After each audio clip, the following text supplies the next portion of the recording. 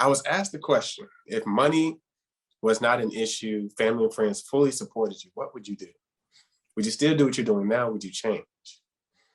And I realized in my heart of hearts, it was in me to be an actor and a speaker. And I was like, speaking would be cool to have mixed in with poetry.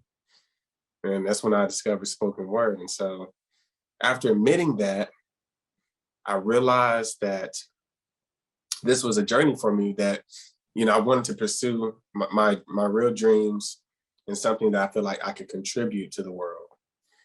And, with my relationship with God, coupled with that, I really took a faith step. And since 2016, I've been full time. So I've worked with a nonprofit called Southern Word, teaching poetry in the schools all over Tennessee. And, I've done plays with National Children's Theater, to the Dark Horse, Oz Arts, and all kinds of spaces around, even some commercials like Uber and AT&T.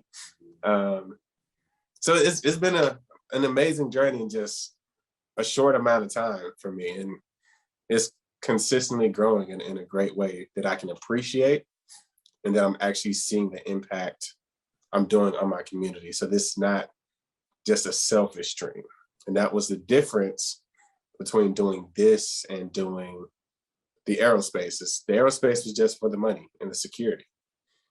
And no doubt it's good to have that, but I recognize being able to give and contribute something to the world is so much more. So, yeah. Wow, that is awesome. Did you have anyone tell you or say anything to you like, oh, well, you can't make money being an artist, you can't make money at doing these creative things. You need to have a stable job and then you can pursue that on the side. Because I mentor young people, teenagers and college age students. And I've heard, a lot of young people say that this is what I want to do, but my parents or other family members have said, oh no, that's not stable. Yeah. And it's sad to hear that. But did you encounter that? Oh, yes. I mean, that's the very reason why I never pursued it in the first place. I mean, they would give us the statistics coming up to grade school. So, when they would talk about sports or artists, they were like, only 1 in 12,000 actually become that, or 1 in 16,000 actually make it and become successful.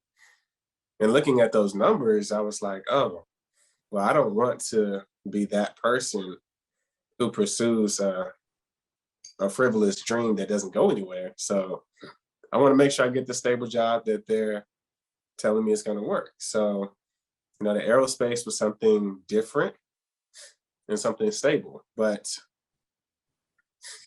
I realized that, again, going back to my faith, I'm very big on walking by faith and not just walking in fear.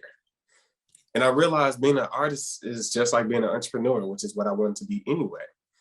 And so as an entrepreneur, you are creating.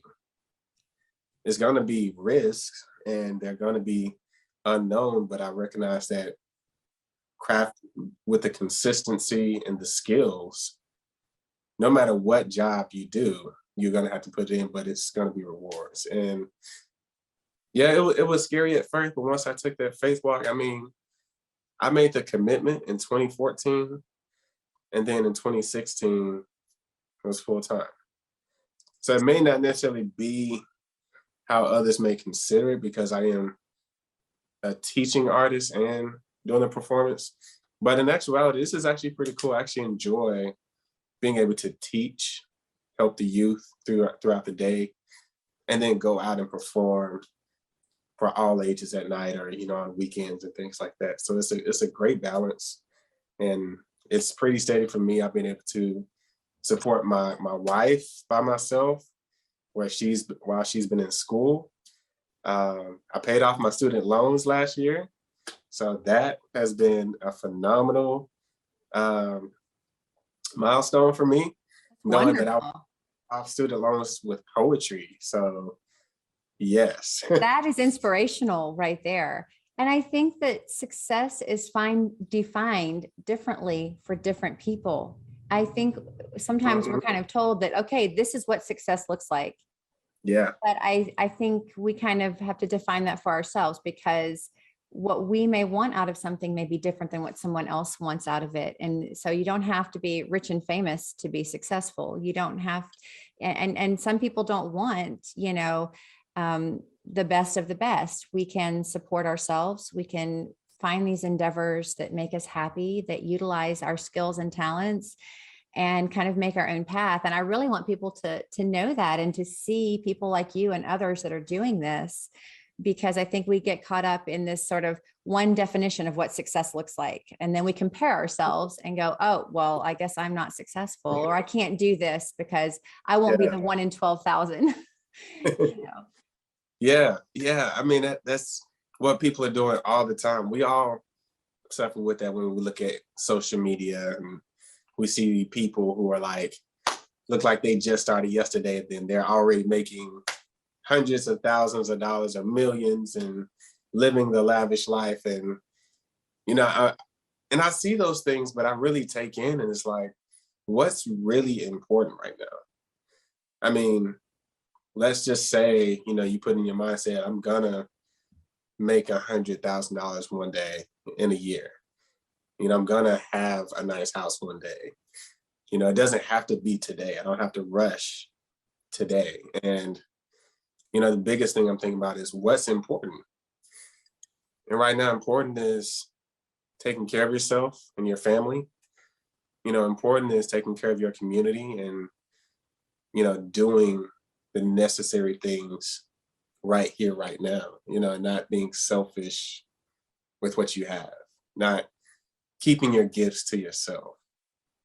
Because I Absolutely. have those gifts to just be selfish with. They're meant to give away. So